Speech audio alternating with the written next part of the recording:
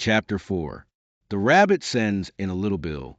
It was a white rabbit, trotting slowly back again and looking anxiously about as it went, as if it had lost something.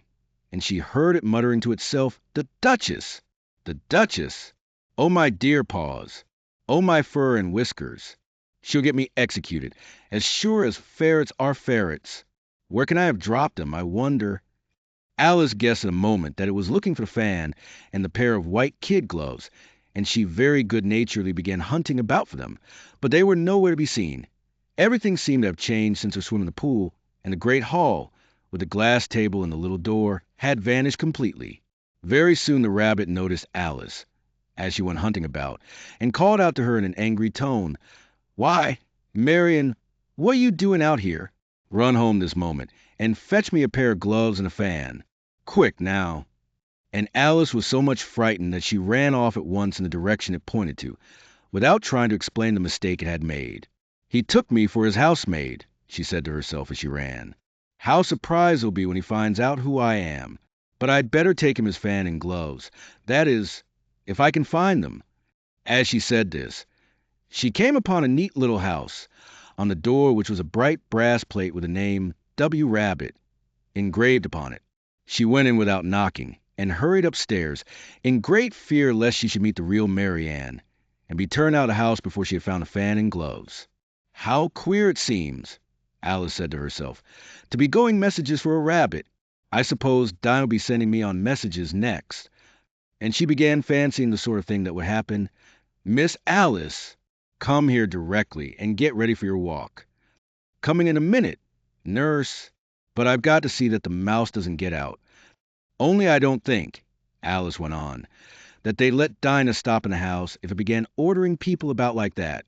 By this time she had found her way into a tidy little room with a table in the window, and on it, as she had hoped, a fan and 2 or 3 pairs of tiny white kid gloves. She took up the fan and a pair of the gloves, and was just going to leave the room, when her eye fell upon a little bottle that stood near the looking-glass.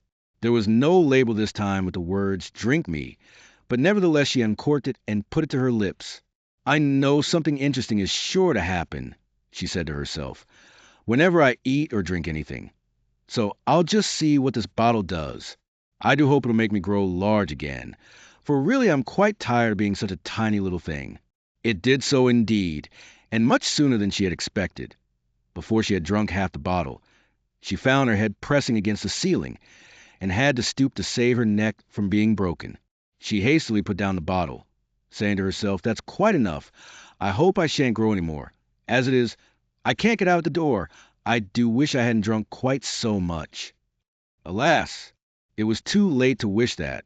She went on growing, and very soon had to kneel down on the floor. In another minute there was not even room for this, and she tried the effect of lying down with one elbow against the door and the other arm curled round her head. Still she went on growing, and, as a last resource, she put one arm out the window and one foot up the chimney, and said to herself, "Now I can do no more, whatever happens. What will become of me?" Luckily for Alice, the little magic bottle had now had its full effect, and she grew no larger. Still it was very uncomfortable, and, as there seemed to be no sort of chance of her ever getting out of the room again, no wonder she felt unhappy. It was much pleasanter at home, thought poor Alice, when one wasn't always growing larger and smaller, and being ordered about by mice and rabbits. "I almost wish I hadn't gone down that rabbit hole. And yet, it's rather curious, you know, this sort of life. I do wonder what can have happened to me. When I used to read fairy tales, I fancied that kind of thing never happened, and now here I am in the middle of one. There ought to be a book written about me. That there ought. And when I grow up, I'll write one, but I'm grown up now," she added in a sorrowful tone. "At least there's no room to grow up any more here. But then," thought Alice, "shall I never get any older than I am now? That'll be a comfort, one way, never to be an old woman, but then, always to have lessons to learn. Oh, I shouldn't like that." "Oh, you foolish Alice," she answered herself. "How can you learn lessons in here? Why, there's hardly room for you, and no room at all for any lesson books." And so she went on, taking first one side and then the other, and making quite a conversation of it altogether. But after a few minutes she heard a voice outside, and stopped to listen. "Mary Ann, Mary Ann," said the voice. Fetch me my gloves this moment." Then came a little pattering of feet on the stairs. Alice knew it was a rabbit coming to look for her, and she trembled till she shook the house, quite forgetting that she was now about 1,000 times as large as the rabbit, and had no reason to be afraid of it. Presently the rabbit came up to the door and tried to open it, but as the door opened inwards and Alice's elbow was pressed hard against it, that attempt proved a failure. Alice heard it say to itself, "Then I'll go round and get into the window." "That you won't," thought Alice, and after waiting till she fancied she heard the rabbit just under the window, she suddenly spread out her hand and made a snatch in the air. She did not get hold of anything, but she heard a little shriek and a fall, and a crash of broken glass, from which she concluded that it was just possible it had fallen into a cucumber frame, or something of the sort. Next came an angry voice, the rabbit's. "Pat, Pat, where are you?" And then a voice she had never heard before. "Sure, then I'm here." "Digging for apples, your honor." "Digging for apples, indeed," said the rabbit angrily. "Here, come and help me out of this." Sound of more broken glass. "Now tell me, Pat, what's that in the window?" "Sure, it's an arm, your honor." He pronounced it arum. "An arm? You goose? Whoever saw one that size? Why, it fills the whole window." "Sure, it does, your honor, but it's an arm for all that." "Well, it's got no business there. At any rate, go and take it away." There was a long silence after this, and Alice could only hear whispers now and then, such as, "Sure, I don't like it, your honor, at all. Do as I tell you, you coward." And at last she spread out her hand again and made another snatch in the air. This time there were 2 little shrieks, and more sounds of broken glass. What a number of cucumber frames there must be, thought Alice. I wonder what they'll do next. As for pulling me out of the window, I only wish they could. I'm sure I don't want to stay in here any longer. She waited for some time without hearing anything more. At last came a rumbling of little cartwheels, and the sound of a good many voices all talking together. She made out the words. "Where's the other ladder?" "Why, I hadn't to bring but one. Bill's got the other, Bill." "Fetch it here, lad." "Here, put 'em up at this corner." "No, put 'em together first. They don't reach half high enough yet." "Oh, they'll do well enough. Don't be particular." "Here, Bill, catch hold of this rope. With the roof bare, mind that loose slate.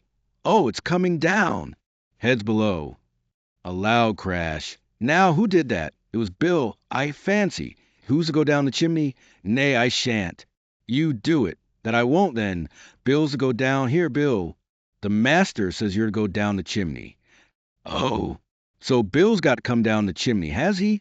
said Alice to herself. "Shy! They seem to put everything upon Bill. I wouldn't be in Bill's place for a good deal. This fireplace is narrow, to be sure, but I think I can kick a little." She drew her foot as far down the chimney as she could, and waited till she heard a little animal. She couldn't guess of what sort it was, scratching and scrambling about in the chimney close above her. Then, saying to herself, "This is Bill," she gave one sharp kick, and waited to see what would happen next. The first thing she heard was a general chorus of "There goes Bill," then the rabbit's voice along, "Catch him, you by the hedge." Then silence, and then another confusion of voices, "Hold up his head. Brandy now, don't choke him. How is it, old fellow? What happened to you? Tell us all about it." Last came a little feeble, squeaking voice. "That's Bill," thought Alice. "Well, I hardly know. No more, thank ye. I'm better now. But I'm a deal too flustered to tell you. All I know is something comes at me like a jack-in-the-box, and up I goes like a sky rocket." "So you did, old fellow," said the others. "We must burn the house down," said the rabbit's voice, and Alice called out as loud as she could, "If you do, I'll set Dinah at you." There was a dead silence instantly, and Alice thought to herself, "I wonder what they will do next. If they had any sense, they'd take the roof off." After a minute or two, they began moving about again, and Alice heard the rabbit say, "A barrelful will do to begin with." A barrelful of what? Thought Alice. But she had not long to doubt, for the next moment a shower of little pebbles came rattling in at the window, and some of them hit her in the face. "I'll put a stop to this," she said to herself, and shouted out, "You'd better not do that again," which produced another dead silence. Alice noticed with some surprise that the pebbles were all turning into little cakes as they lay on the floor, and a bright idea came into her head. If I eat one of these cakes, she thought, it sure makes them change in my size, and as it can't possibly make me larger, it must make me smaller, I suppose. So she swallowed one of the cakes, and was delighted to find that she began shrinking directly. As soon as she was small enough to get through the door, she ran out of the house, and found quite a crowd of little animals and birds waiting outside. The poor little lizard Bill was in the middle, being held up by 2 guinea pigs, who were giving it something out of a bottle. They all made a rush at Alice the moment she appeared, but she ran off as hard as she could, and soon found herself safe in a thick wood. "The first thing I've got to do," said Alice to herself, as she wandered about in the wood, "is to grow to my right size again, and the second thing is to find my way into that lovely garden. I think that will be the best plan." It sounded an excellent plan, no doubt, and very neatly and simply arranged. The only difficulty was that she had not the smallest idea how to set about it, and while she was peering about anxiously among the trees, a little sharp bark just over her head made her look up in a great hurry. An enormous puppy was looking down at her with large round eyes, and feebly stretching out one paw, trying to touch her. "Poor little thing," said Alice, in a coaxing tone, and she tried hard to whistle to it. But she was terribly frightened all the time at the thought that it might be hungry, in which case it would be very likely to eat her up in spite of all her coaxing. Hardly knowing what she did, she picked up a little bit of stick and held it out to the puppy, whereupon the puppy jumped into the air off all its feet at once, with a yelp of delight, and rushed at the stick and made believe to worry it. Then Alice dodged behind a great thistle to keep herself from being run over, and the moment she appeared on the other side, the puppy made another rush at the stick and tumbled head over heels in its hurry to get hold of it. Then Alice, thinking it was very like having a game of play with a cart horse, and expecting every moment to be trampled under its feet, ran round the thistle again. Then the puppy began a series of short charges at the stick, running a very little way forwards each time and a long way back, and barking hoarsely all the while, till at last it sat down a good way off, panting, with its tongue hanging out of its mouth and its great eyes half shut. This seemed to Alice a good opportunity for making her escape. So she set off at once, and ran till she was quite tired and out of breath, until the puppy's bark sounded quite faint in the distance.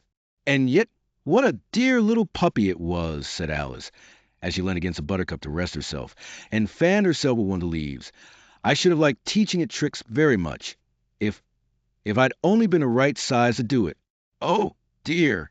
I'd nearly forgotten that I've got to grow up again. Let me see. How is it to be managed? I suppose I ought to eat or drink something or other, but the great question is what?" The great question certainly was what?